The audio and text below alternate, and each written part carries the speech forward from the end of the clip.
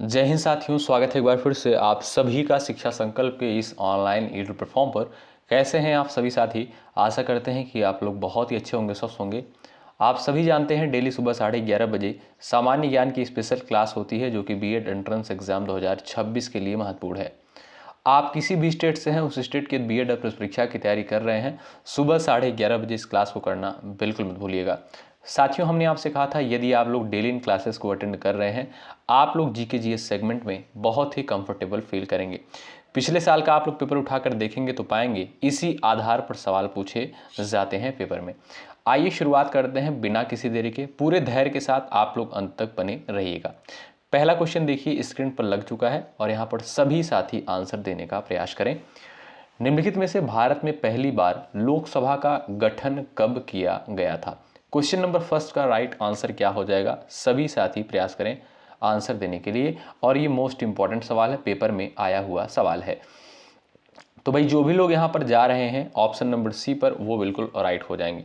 साथियों, पहली बार लोकसभा का गठन जो है, याद रखिएगा, 17 अप्रैल 1952 को हुआ था। ऑप्शन नंबर सी बिल्कुल राइट आंसर हो जाएगा। बात करें साथियों यहाँ पर अगर हम लोकसभा की, तो आप जानते हैं इसे जो है संसद का निम्न सदन कहा जाता है। साथियों, संसद के जो है दो सदन हैं आपके, कौन कौन से हैं? एक आपकी लोकसभा होती है, एक आपका राज्यसभा होती है। ठीक है, बात करें साथियों लोकसभा की, तो लोकसभा जो होता है ये आपका अस्थाई सदन होता है। क्या भाई? ये आपका एक अस्थाई सदन होता है और इसे निम्न सदन भी कहते हैं। राज्यसभा की साथियों बात करें, राज्यसभा को जो है उच्च सदन कहा जाता है। ध्यान रखिएगा, उच्च सदन कहा जाता है, और ये जो है आपका अस्थाई सदन होता है, यानी इसे भंग नहीं किया जा सकता है। ठीक है, लोकसभा साथियों भंग हो सकती है, लेकिन राज्यसभा को जो है भंग नहीं किया जा सकता है। तो इन सारे पॉइंट्स को आप लोग याद रखें। आपका देखेंगे यहाँ पर जो सी ऑप्शन है बिल्कुल राइट आंसर हो जाएगा। भारत में जो है पहली बार लोकसभा का गठन जो है कब हुआ था? 17 अप्रैल 1952 को। ऑप्शन सी राइट है। अगला सवाल देखिए, निम्नलिखित में से भारतीय संविधान में समाजवादी शब्द जो है किस संशोधन के द्वारा जोड़ा गया था? क्वेश्चन नंबर सेकंड का आप लोग यहाँ पर आंसर दीजिएगा और सभी साथी प्रयास करें उत्तर देने के लिए। चलिए डबल स्टार लगाइए इस क्वेश्चन पर साथियों, इंपॉर्टेंट है। सभी साथियों का उत्तर आना चाहिए यहाँ पर भाई। आप सभी का यहाँ पर भाई जो भी साथी जा रहे हैं बी ऑप्शन पर, वो बिल्कुल राइट हो जाएंगे। साथियों, 42वें संविधान संशोधन 1976 के द्वारा, याद रखिएगा, 42वें संविधान संशोधन 1976 के द्वारा जो है भारतीय संविधान की प्रस्तावना में संशोधन किया गया था। और इस संशोधन के बाद जो है यहाँ पर 3 शब्द जोड़े गए थे। ठीक है भाई, भारतीय संविधान की प्रस्तावना में साथियों 3 शब्द जोड़े गए थे। आपका पहला था समाजवादी, दूसरा आपका पंथ निरपेक्ष और तीसरा आपका अखंडता। ये 3 शब्द साथियों जोड़े गए थे। अगर आपसे पूछा जाए कि अभी तक जो है प्रस्तावना में कुल कितने संशोधन हो चुके हैं, तो आप कहिएगा सिर्फ एक बार जो है संशोधन हुआ है। ठीक है भाई, तो आप देखेंगे बी ऑप्शन जो है बिल्कुल राइट आंसर हो जाएगा। जो भी साथी बी ऑप्शन पर गए हैं वो बिल्कुल करेक्ट है। तीसरा क्वेश्चन देखिए आपके स्क्रीन पर है, निम्नलिखित में से हड़प्पा सभ्यता का काल सामान्यतः किस युग से संबंधित माना जाता है? नवपाषाण युग, ताम्रपाषाण युग, कांस्य युग, लौह युग। क्वेश्चन नंबर थर्ड का आंसर यहां पर दीजिएगा आप लोग, बताइए। सभी साथी प्रयास करें आप लोग यहाँ पर, राइट आंसर आपका क्या हो जाएगा भाई? तो हड़प्पा सभ्यता को साथियों आप जानते होंगे, इसे कांस्य युगीन सभ्यता के नाम से जानते हैं। क्या भाई? इसे कांस्य युगीन सभ्यता के नाम से जानते हैं। ऑप्शन नंबर सी बिल्कुल राइट आंसर हो जाएगा।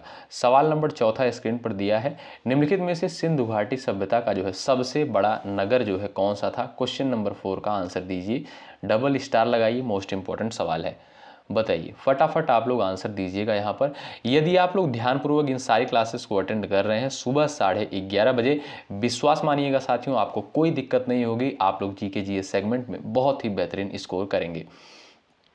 चलिए सही उत्तर यहाँ पर क्या हो जाएगा आप लोग बताएं। तो भाई जो भी साथी यहाँ पर गए हैं ऑप्शन नंबर सी पर, वो बिल्कुल राइट हो जाएंगे, आपका मोहनजोदड़ो। तो भाई यहाँ पर सी ऑप्शन आपका राइट हो जाएगा। निम्नलिखित में से सिंधु घाटी सभ्यता का जो है सबसे बड़ा नगर कौन सा था? मोहनजोदड़ो। और साथियों ये भी याद रखिएगा, मोहनजोदड़ो से जो है एक वृहत स्नानागार देखने को मिलता है। आपसे सीधा सवाल पूछेगा, वृहत स्नानागार जो है कहाँ पर देखने को मिलता है? आप कहिएगा मोहनजोदड़ो में। साथियों वृहत स्नानागार क्या होता था? यहाँ पर जो है लोग स्नान किया करते थे, यानी स्नान करने का एक स्थान था। इस पॉइंट को आप लोग ध्यान रखें। ऑप्शन नंबर सी बिल्कुल करेक्ट आंसर हो जाएगा। ठीक है भाई। यहाँ पर बात करें साथियों, लोथल जो है ये भी आपका एक सिंधु घाटी सभ्यता का स्थल है।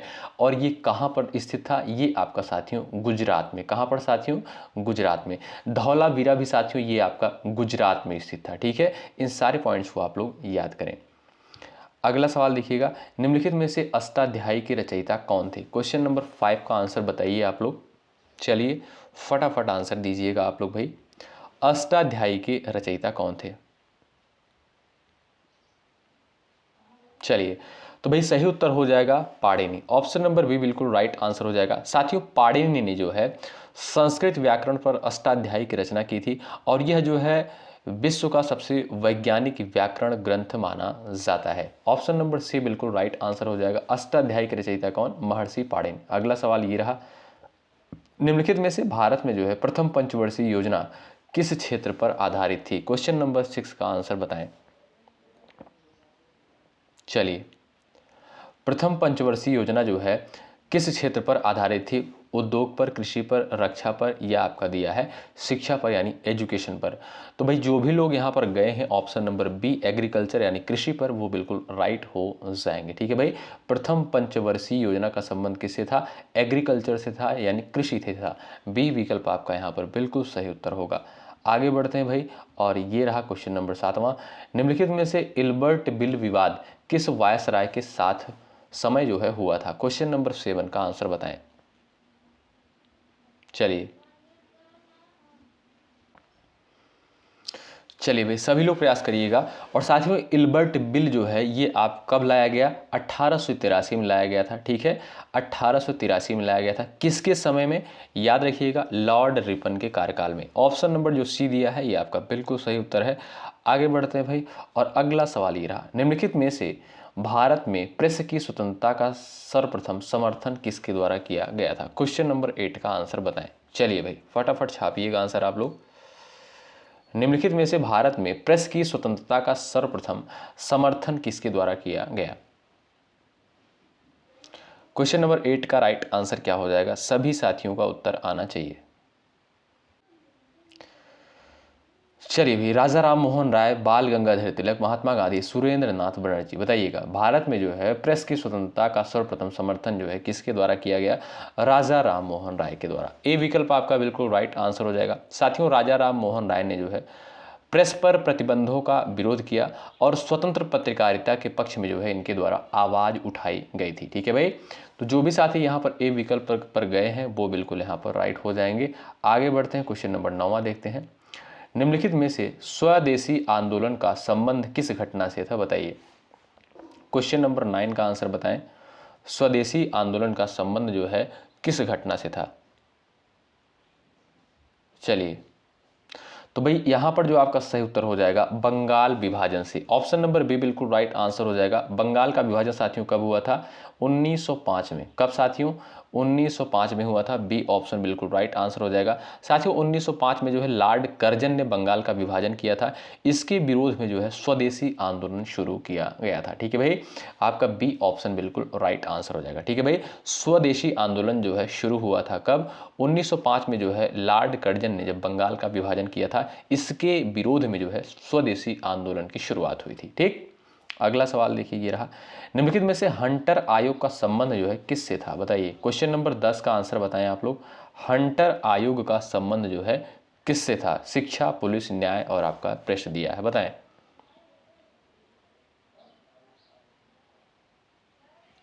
चलिए भाई सही उत्तर क्या हो जाएगा? फटाफट छापिए, और एक बार सभी साथी सेशन को लाइक कर दीजिएगा, शेयर कर दीजिएगा अपने सभी साथियों के पास। ठीक है भाई, चलिएगा यहां पर आपका सही उत्तर क्या हो जाएगा भाई? हंटर आयोग की बात करें साथियों, ये आपका जो है याद रखिएगा 1882 में। कब? 1882 में जो है हंटर आयोग शिक्षा व्यवस्था की समीक्षा के लिए बनाया गया था। इसने जो है प्राथमिक शिक्षा पर जोर दिया था। ठीक है भाई, तो आप कहेंगे यहाँ पर जो ए ऑप्शन है बिल्कुल राइट आंसर हो जाएगा। हंटर आयोग का संबंध एजुकेशन यानी शिक्षा से है, ए विकल्प आपका राइट है। सवाल नंबर नेक्स्ट, निम्नलिखित में से भारत का जो है पहला विधि आयोग किसकी अध्यक्षता में बना था? क्वेश्चन नंबर 11 का आंसर दीजिए। चलिए भाई फटाफट छापिएगा यहाँ पर आंसर आप लोग। निम्नलिखित में से भारत का पहला विधि आयोग किसकी अध्यक्षता में बना था? Lord Macaulay, Lord Bentinck, Lord Curzon, Lord Ripon. आपका सही उत्तर क्या हो जाएगा? एक बार सभी साथी प्रयास करें, सही उत्तर क्या है बताएं। तो भाई जो भी लोग यहाँ पर जा रहे हैं लॉर्ड मैकाले पर, वो बिल्कुल यहाँ पर राइट हो जाएंगे। ए ऑप्शन आपका बिल्कुल करेक्ट आंसर हो जाएगा भाई। ठीक है, ए ऑप्शन बिल्कुल राइट है। निम्नलिखित में से रामचरितमानस की रचना किस भाषा में हुई है? क्वेश्चन नंबर 12 का आंसर दीजिए आप लोग। चलिए फटाफट आंसर देने का प्रयास करें। रामचरितमानस की रचना जो है किस भाषा में हुई है? ब्रज में हुई है, अवधी में हुई है, संस्कृत में हुई है, या आपका जो है भोजपुरी में हुई है? तो भाई आप जानते होंगे साथियों, ये आपका अवधी में हुई है। किसमें? अवधी में हुई है। बी विकल्प जो दिया है आपका बिल्कुल सही उत्तर है। अगला सवाल सभी बच्चे देखेंगे। निम्नलिखित में से भारत में जो है अंग्रेजी शिक्षा की नींव किसके द्वारा रखी गई थी? मोस्ट इंपॉर्टेंट सवाल है साथियों, मोस्ट इंपॉर्टेंट है, डबल स्टार लगाइए आप लोग। निम्नलिखित में से जो है भारत में अंग्रेजी शिक्षा की नींव किसके द्वारा रखी गई थी? क्वेश्चन नंबर 13 का आंसर क्या हो जाएगा भाई? तो जो भी साथी यहाँ पर जा रहे हैं लॉर्ड मैकाले पर, वो बिल्कुल राइट हो जाएंगे। साथियों मैकाले के द्वारा जो है अंग्रेजी शिक्षा की नींव रखी गई थी भारत में। ठीक है, यहाँ पर बी विकल्प जो है आपका बिल्कुल सही उत्तर होगा। अगला सवाल ये रहा, निम्नलिखित में से अलीगढ़ आंदोलन के संस्थापक कौन थे? क्वेश्चन नंबर 14 का आंसर बताइए।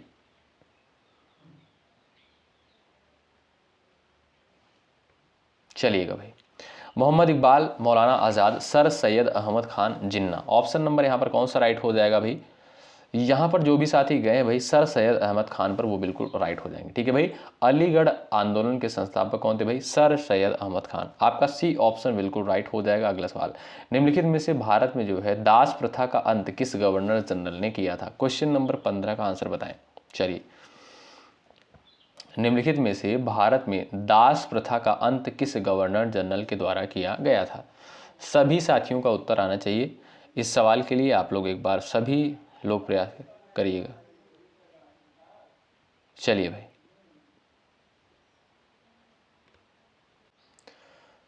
चलिए भाई सभी लोग यहाँ पर आंसर देने का प्रयास करेंगे। तो भाई देखिए यहाँ पर जो ऑप्शंस आपके दिए गए साथियों, ये सारे ऑप्शंस आपके गलत हैं। ठीक है, भारत में आप देखेंगे जो दास प्रथा का अंत हुआ था 1843 में हुआ था। कब? 1843 में।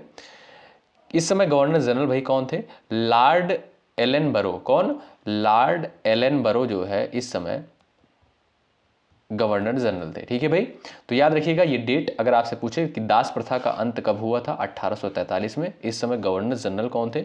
लॉर्ड एलन बरो। ठीक है, अगला सवाल देखिए ये रहा, निम्नलिखित में से खिलाफत आंदोलन का नेतृत्व भारत में जो है किसके द्वारा किया गया था? क्वेश्चन नंबर 16 दिया है, इसका आंसर आप लोग करेंगे फटाफट भाई, प्रयास करिएगा आंसर देने के लिए सभी प्यारे साथी। चलिए,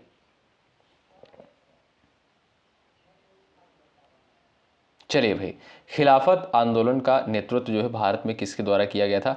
अली बंधुओं के द्वारा। ऑप्शन नंबर बी बिल्कुल राइट आंसर हो जाएगा। ठीक है साथियों, मोहम्मद अली और शौकत अली ये दोनों जो है भाई थे, इनके द्वारा जो है खिलाफत आंदोलन का नेतृत्व किया गया था। ठीक है भाई, आपका बी ऑप्शन बिल्कुल सही उत्तर हो जाएगा। आगे बढ़ते भाई, अगला सवाल ये रहा आपके स्क्रीन पर, निम्नलिखित में से भारतीय राष्ट्रीय कांग्रेस का पहला अधिवेशन जो है कहाँ पर हुआ था? क्वेश्चन नंबर 17 का आंसर बताइए आप लोग। सभी साथियों का उत्तर आना चाहिए इस सवाल के लिए भाई। भारतीय राष्ट्रीय कांग्रेस का पहला अधिवेशन जो है कहाँ पर हुआ था? बात करें साथियों अगर हम यहाँ पर भारतीय राष्ट्रीय कांग्रेस की, तो इसकी स्थापना कब हुई थी? याद रखिएगा आप लोग, 28 दिसंबर 1885 को जो है इसकी स्थापना हुई थी। किसके द्वारा करी गई थी? ए.ओ. ह्यूम के द्वारा जो है इसकी स्थापना करी गई थी। ठीक है भाई, तो यहाँ पर आप देखेंगे अगर आपसे पूछा जाए कि प्रथम अध्यक्ष जो है कौन थे? व्योमेश चंद्र बनर्जी। कौन? व्योमेश चंद्र बनर्जी जो थे भारतीय राष्ट्रीय कांग्रेस के प्रथम अध्यक्ष थे। सवाल बनता है पेपर में तो आप लोग ध्यान रखें। संस्थापक आपसे पूछे कि इसकी स्थापना किसके द्वारा करी गई, A.O. ह्यूम के द्वारा करी गई थी। इसके प्रथम अध्यक्ष कौन थे, व्योमेश चंद्र बनर्जी थे। ठीक है भाई, और कहाँ पर इसकी स्थापना करी गई थी भाई, मुंबई में की गई थी। ए विकल्प आप देखेंगे बिल्कुल सही उत्तर है। अगला सवाल ये रहा, निम्नलिखित में से साइमन कमीशन भारत जो है कब आया था। क्वेश्चन नंबर 18 का आंसर दे दीजिए आप लोग। साइमन कमीशन साथियों भारत जो है कब आया था, तो 1928 में। कब दोस्तों, 1928 में। आप लोग यहाँ पर थर्ड ऑप्शन पर बिल्कुल सही उत्तर लगा लीजिए भाई, बिल्कुल आपका सही आंसर हो जाएगा। निम्नलिखित में से पूना समझौता जो है किन के बीच हुआ था। क्वेश्चन नंबर 19 का आंसर बता दीजिए आप लोग। पूना समझौता जो है किसके मध्य हुआ था। चलिए भाई, बड़ा इंपॉर्टेंट सवाल है साथियों, इस पर आप लोग डबल स्टार लगाइए, बड़ा इंपॉर्टेंट क्वेश्चन है। ठीक है भाई, तो पूना समझौता साथियों ये आपका हुआ था गांधी और यानी महात्मा गांधी और डॉक्टर B.R. अम्बेडकर के मध्य। तो भाई यहाँ पर जो भी साथी गए हैं ए ऑप्शन पर वो बिल्कुल राइट हो जाएंगे, ध्यान रखें। आगे बढ़ते हैं, अगला सवाल ये रहा, निम्नलिखित में से भारत का पहला आम चुनाव कब संपन्न हुआ था, बताएं। चलिएगा, सभी साथी प्रयास करें उत्तर देने के लिए भाई। तो यहाँ पर जो भी साथी जा रहे हैं सी विकल्प पर वो बिल्कुल राइट है, रट लीजिएगा, बड़ा इंपॉर्टेंट क्वेश्चन है। ठीक है, हल्के मत लीजिएगा इसको। अगला सवाल देखें, निम्नलिखित में से संविधान सभा की जो है अंतिम बैठक कब हुई थी। क्वेश्चन नंबर 21 का आंसर आप लोग बताइए भाई। संविधान सभा की जो है अंतिम बैठक कब हुई थी, फटाफट आंसर दीजिए। तो बात करें साथियों संविधान सभा की जो है प्रथम बैठक कब हुई थी, याद रखें भाई, सवाल पूछा जाता है। 9 दिसंबर 1946 को जो है संविधान सभा की प्रथम बैठक हुई थी। ठीक है, और इसकी अंतिम बैठक जो हुई थी साथियों 24 जनवरी 1950 को हुई थी। अगर आपसे सवाल पूछे कि संविधान सभा के जो है अस्थाई अध्यक्ष कौन थे, तब आप कहिएगा डॉक्टर राजेंद्र प्रसाद जी जो थे, ये संविधान सभा के अस्थाई अध्यक्ष थे। अस्थाई अध्यक्ष कौन थे, डॉक्टर सच्चिदानंद सिन्हा। ठीक, चलिए अगला सवाल ये देख लीजिए आप लोग भाई, निम्नलिखित में से भारत के नियंत्रक एवं महालेखा परीक्षक की नियुक्ति जो है किसके द्वारा की जाती है। ये आपके सामने क्वेश्चन नंबर 22 है साथियों, इसका आंसर आप लोग दे देंगे फटाफट। चलिए, बड़ा इंपॉर्टेंट क्वेश्चन ये भी है परीक्षा के दृष्टिकोण से। हमने कई बार आपको बताया है भारतीय नियंत्रक महालेखा परीक्षक के बारे में, यानी कैग के बारे में। आप लोग साथियों बताइएगा इसका उल्लेख जो है भारतीय संविधान के किस अनुच्छेद में किया गया है। देखते हैं ऐसे कितने साथी हैं जो ध्यानपूर्वक क्लास करते हैं, और वो आंसर आप लोग जरूर दीजिएगा, हमने कई बार इसको डिस्कस किया है। तो भाई जो भी लोग यहाँ पर गए हैं देखिएगा ध्यान से, ऑप्शन नंबर सी पर वो बिल्कुल राइट हो जाएंगे। कैग की नियुक्ति यानी भारत के जो है नियंत्रक एवं महालेखा परीक्षक की नियुक्ति जो है राष्ट्रपति के द्वारा की जाती है। सी विकल्प आपका बिल्कुल सही उत्तर है। अगला सवाल, मौलिक कर्तव्य की वर्तमान में संख्या कितनी है। ये आपके सामने क्वेश्चन नंबर साथियों 23 दे दिया गया है, इसका उत्तर आप लोग करेंगे। चलिए, मौलिक कर्तव्य की संख्या अगर साथियों हम बात करें यहाँ पर, तो वर्तमान समय में आप देखेंगे 11 मौलिक कर्तव्य हैं। मौलिक अधिकार आपसे पूछे तो 6 आपके जो है मौलिक अधिकार हैं। ये दोनों पॉइंट महत्वपूर्ण है, ऑप्शन नंबर सी आपका बिल्कुल राइट है। अगला सवाल, और भाई लाइक की संख्या आप लोग बढ़ा दो। ठीक है, एक बार सभी साथी लाइक संख्या बढ़ा दे भाई, इसमें आपका कोई चार्ज कोई पैसा साथियों नहीं लगता है, आप सभी जानते हैं। चलिए, निम्नलिखित में से जो है राज्यसभा का अस्थाई सभापति जो है कौन होता है, बता दीजिए फटाफट। ये भी आपका इंपॉर्टेंट सवाल है। प्रधानमंत्री, राष्ट्रपति, उपराष्ट्रपति, लोकसभा अध्यक्ष। आप लोग पिछले साल का साथियों प्रश्न पत्र उठाकर देखिएगा तो आप पाएंगे कि इसी पैटर्न पर बिल्कुल सवाल देखने को मिलते हैं। बहुत सारे लोग आपको मिलेंगे कि बहुत टफ लेवल के क्वेश्चन करवा रहे होंगे, लेकिन उसका मतलब कोई नहीं निकलता है। ठीक है, आप जानते हैं ये एक प्रवेश परीक्षा है बीएड करने के लिए जो है, ना कोई जो है आपको गवर्नमेंट जॉब मिल जाएगी। ठीक है, बल्कि जो है आप एलिजिबल हो जाएंगे। तो भाई आप लोग जो है ज़्यादा कठिन स्तर के क्वेश्चन को मत लगाइएगा, इसका आप लोग विशेष रूप से ध्यान रखिएगा। बहुत ज़्यादा टफ लेवल का क्वेश्चन पेपर में नहीं आता है। ठीक है, अगर आपको हमारी बातों पर भरोसा नहीं है तो आप लोग पिछले साल का पेपर उठाकर देख लीजिए, चीज़ें आपको क्लियर हो जाएंगी। ठीक, तो राज्यसभा का जो अस्थाई सभापति कौन होता है भाई, उपराष्ट्रपति होता है, ध्यान रखें। सी ऑप्शन बिल्कुल राइट आंसर है। अगला सवाल ये रहा, निम्नलिखित में से शून्य काल की शुरुआत सर्वप्रथम किस संसद में हुई थी। क्वेश्चन नंबर ये आपका दिया है 25 नंबर का, इसका आंसर आप लोग करेंगे। चलिए फटाफट आंसर देने का प्रयास करें आप लोग। शून्य काल की शुरुआत जो है कहाँ पर हुई थी? भारतीय संसद में। ऑप्शन नंबर बी बिल्कुल सही उत्तर हो जाएगा। भारतीय संसद का साथियों उल्लेख अनुच्छेद अगर आपसे पूछे अनुच्छेद 79 के तहत किया गया है। ठीक है, सवाल नंबर आपके सामने नेक्स्ट दिया है, निम्नलिखित में से भारत के जो है किस राज्य में विधानसभा नहीं है? चलिए इसका आंसर दे दीजिएगा भाई आप लोग। तो यहाँ पर आप देखेंगे तेलंगाना, सिक्किम, अरुणाचल प्रदेश, आपका जम्मू कश्मीर बिल्कुल राइट आंसर हो जाएगा। बिल्कुल सिंपल सा क्वेश्चन है। अगला सवाल, निम्नलिखित में से राष्ट्रीय आपातकाल किस अनुच्छेद के अंतर्गत लगाया जाता है? 27 का आंसर दे दीजिएगा आप लोग।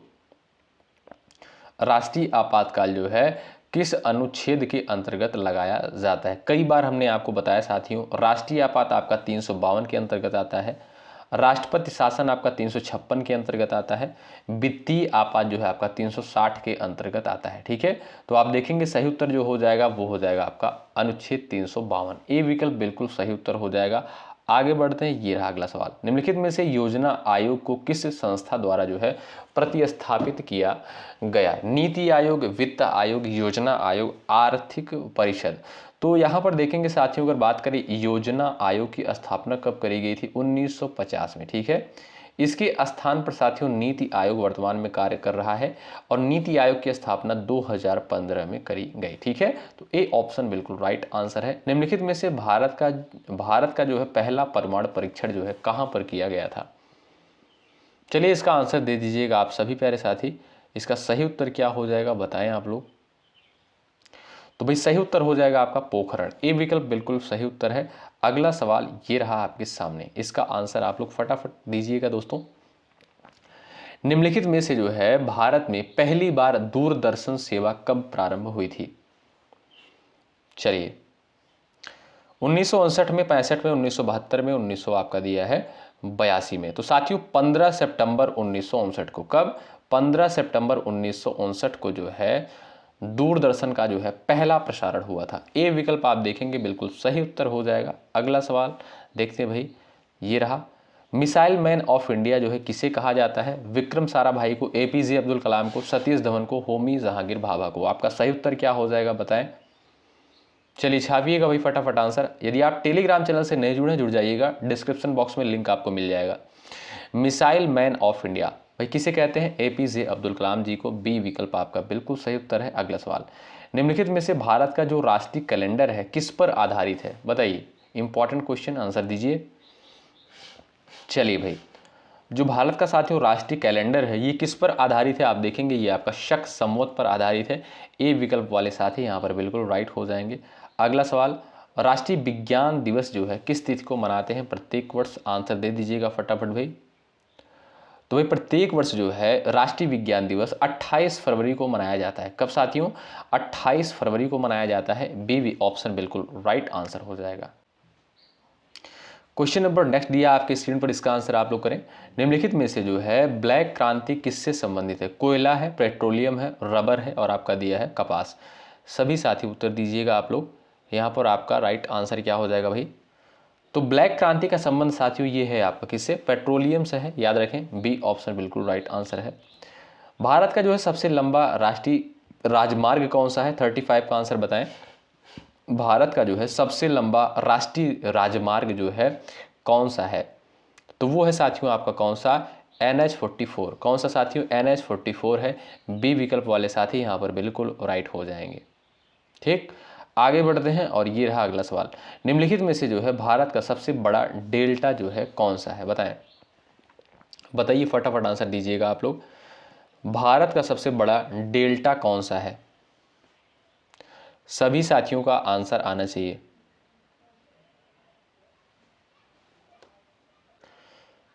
साथियों यहां पर जो आपके ऑप्शंस दिए गए हैं तो देखिएगा, ऑप्शन की अगर हम यहां पर बात करें तो जो भारत का सबसे बड़ा डेल्टा है वो है आपका सुंदरबन का डेल्टा। बहुत इंपॉर्टेंट है सुंदरबन का डेल्टा। और इसका निर्माण साथियों किससे होता है? गंगा और ब्रह्मपुत्र नदियों के द्वारा जो है ये आपका डेल्टा निर्मित होता है, बनता है। ठीक है भाई, तो आप यहां पर ए ऑप्शन सही कर सकते हैं ऑप्शन के अकॉर्डिंग। ठीक है, अगर यहां पर आपका दिया होता सुंदरवन का डेल्टा, ठीक है, तो आपका सुंदरवन का डेल्टा हो जाता। लेकिन यहाँ पर आप देखेंगे गंगा नदी दी है, तो आप ए ऑप्शन सही कर सकते हो, क्योंकि सुंदरवन का जो डेल्टा है इसका निर्माण गंगा और ब्रह्मपुत्र नदी के द्वारा होता है। ठीक है, आइए अगला सवाल देखते हैं, ये रहा। निम्नलिखित में से पूर्वी घाट किस राज्य में समाप्त हो जाते हैं, बताइए। तो वो है साथियों आपका तमिलनाडु। ए विकल्प बिल्कुल राइट आंसर हो जाएगा। अगला सवाल, निम्नलिखित में से जो है नर्मदा नदी किस सागर में गिरती है, क्वेश्चन नंबर 38 का आंसर बताएं। बंगाल की खाड़ी, अरब सागर, हिंद महासागर, लाल सागर। आपका बिल्कुल सही उत्तर हो जाएगा बी ऑप्शन बिल्कुल राइट है, अरब सागर में। अगला सवाल ये रहा, निम्नलिखित में से जनसंख्या के आधार पर भारत का जो है सबसे बड़ा राज्य साथियों कौन सा है, महाराष्ट्र, बिहार, उत्तर प्रदेश, पश्चिम बंगाल। फटाफट आंसर दीजिएगा आप सभी साथी। यहाँ पर सही उत्तर आपका क्या हो जाएगा बताएं, आपका सही उत्तर क्या हो जाएगा, आंसर दीजिएगा। तो भाई जनसंख्या के आधार पर आप देखेंगे तो वो है आपका उत्तर प्रदेश, आपका सी ऑप्शन बिल्कुल राइट आंसर हो जाएगा। अगला सवाल ये रहा, क्षेत्रफल के आधार पर जो भारत का सबसे छोटा राज्य कौन सा है, गोवा, सिक्किम, त्रिपुरा, मिजोरम। क्षेत्रफल के आधार पर साथियों सबसे छोटा राज्य आपका है गोवा, सबसे बड़ा राज्य आपका है साथियों राजस्थान। ठीक है। अगला सवाल, भारत का जो राष्ट्रीय आदर्श वाक्य है वो साथियों क्या है, आंसर दे दीजिए। फटाफट आंसर दीजिएगा इसका आप लोग।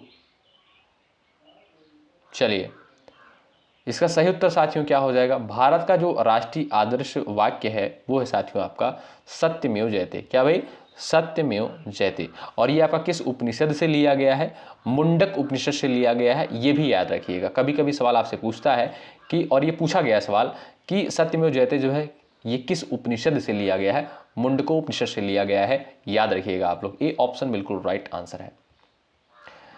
निम्नलिखित में से राष्ट्रीय खेल दिवस जो है किसकी जयंती पर मनाया जाता है। चलिए, और राष्ट्रीय खेल दिवस जो है किसकी जयंती पर मनाया जाता है, तो आप जानते होंगे राष्ट्रीय खेल दिवस जो है 29 अगस्त को मनाया जाता है प्रत्येक वर्ष, मेजर ध्यानचंद की जयंती पर। ए ऑप्शन बिल्कुल राइट आंसर हो जाएगा। इन्हें साथियों हॉकी का जादूगर कहा जाता है, आप जानते होंगे। ठीक है, अगर नहीं जानते भाई तो जानिए। अगला सवाल देखिए, आगे बढ़ते हैं, ये रहा आपके सामने, इसका आंसर आप लोग करेंगे भाई। निम्नलिखित में से भारत रत्न से सम्मानित पहली महिला कौन थी,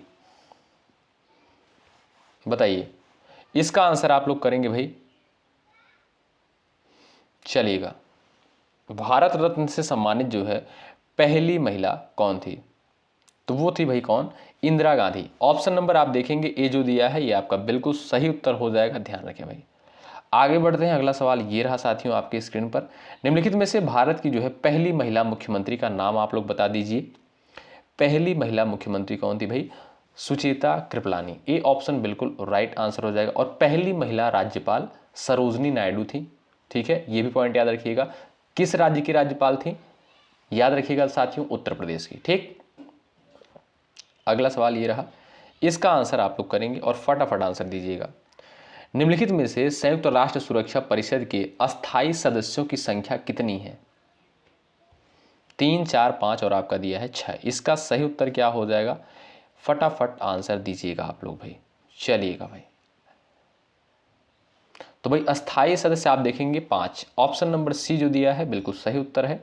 अगला सवाल ये रहा आपके स्क्रीन पर, भारत यहाँ पर दिया, निम्नलिखित में से जो है संयुक्त राष्ट्र का सदस्य जो है भारत कब बना, बताइए। चलिएगा, निम्नलिखित में से भारत संयुक्त राष्ट्र का सदस्य कब बना था, फटाफट आंसर दे दीजिएगा आप लोग यहाँ पर भाई। आपका राइट आंसर क्या हो जाएगा, सभी साथी बताइए, 1945 में। ऑप्शन नंबर आप देखेंगे जो ए दिया है ये बिल्कुल राइट आंसर हो जाएगा। ठीक है भाई, संयुक्त राष्ट्र संघ का साथियों मुख्यालय कहाँ पर स्थित है, याद रखें आप लोग, न्यूयॉर्क में जो है इसका मुख्यालय स्थित है। ठीक है, और इसकी स्थापना साथियों कब हुई थी, 24 अक्टूबर 1945 को जो है संयुक्त राष्ट्र संघ की स्थापना भी हुई थी। आगे बढ़ते भाई, और ये रहा आपके सामने सवाल नंबर 47, निम्नलिखित में से रेड क्रॉस दिवस जो है प्रत्येक वर्ष किस तिथि को मनाया जाता है। तो भाई रेड क्रॉस दिवस जो है साथियों प्रत्येक वर्ष किस तिथि को मनाते हैं, याद रखें साथियों, इंपॉर्टेंट सवाल है। तो वो है साथियों आपका 8 मई को, बी ऑप्शन राइट हो जाएगा। ठीक है, भारत की जो है पहली महिला प्रधानमंत्री कौन थी, भारत की जो पहली महिला प्रधानमंत्री थी साथियों इंदिरा गांधी जी थी। ऑप्शन नंबर सी आपका बिल्कुल राइट आंसर है। और ये रहा आपका अगला सवाल, निम्नलिखित में से जो है लोकतंत्र का मंदिर जो है किसे कहा जाता है, लोकतंत्र का मंदिर, सर्वोच्च न्यायालय को, संसद को, राष्ट्रपति भवन को, चुनाव को। तो साथियों जो संसद है इसे जो है लोकतंत्र का मंदिर कहा जाता है। ऑप्शन नंबर बी बिल्कुल राइट आंसर हो जाएगा। और ये आपके सामने साथियों कौन सा सवाल है, सवाल नंबर 50। और आज की क्लास का लास्ट क्वेश्चन है, आपसे सवाल करता है कि भारतीय संविधान की उद्देशिका यानी प्रस्तावना में जो है कुल कितने आदर्श शब्द हैं। ठीक है, तो आप कहिएगा भाई यहाँ पर कितने आदर्श शब्द आपको देखने को मिलेंगे। 5 प्रकार के, कौन कौन से, न्याय हो गया आपका, स्वतंत्रता, समानता, बंधुत्व, धर्म निरपेक्षता। कौन कौन से, न्याय, स्वतंत्रता, समानता, बंधुत्व और आपका एक है धर्म निरपेक्षता। ठीक है भाई, ये आपके 5 शब्द, 5 आदर्श शब्द देखने को मिलते हैं आपकी प्रस्तावना में, यानी भारतीय संविधान की प्रस्तावना में। ठीक है भाई, तो आशा करता हूं कि ये क्लास आपको बहुत बेहतरीन लगी होगी। ये क्लास कैसी लगती है कमेंट बॉक्स में ज़रूर बताएं। एक बार सभी साथी सेशन को लाइक कर दीजिए, शेयर कर दीजिए अपने सभी साथियों के पास। ठीक है, और यदि आप लोग टेलीग्राम चैनल से अभी तक नहीं जुड़े हो तो टेलीग्राम चैनल से आप लोग जरूर जुड़ जाना। निश्चित रूप से साथियों आपको हेल्प मिलेगी। यदि आप बीएड एंट्रेंस एग्जाम 2026 की तैयारी कर रहे हैं, आप किसी भी स्टेट से हैं, शिक्षा संकल्प के इस यूट्यूब प्लेटफॉर्म से ज़रूर आप लोग जुड़ने का प्रयास करिएगा। ठीक है, अगर आपका कोई डाउट होता है हमें कमेंट कर सकते हैं, नहीं तो 9415768259 पर हमें व्हाट्सअप कर सकते हैं। ठीक है भाई, चलिए मिलते हैं आपसे अगली क्लास में।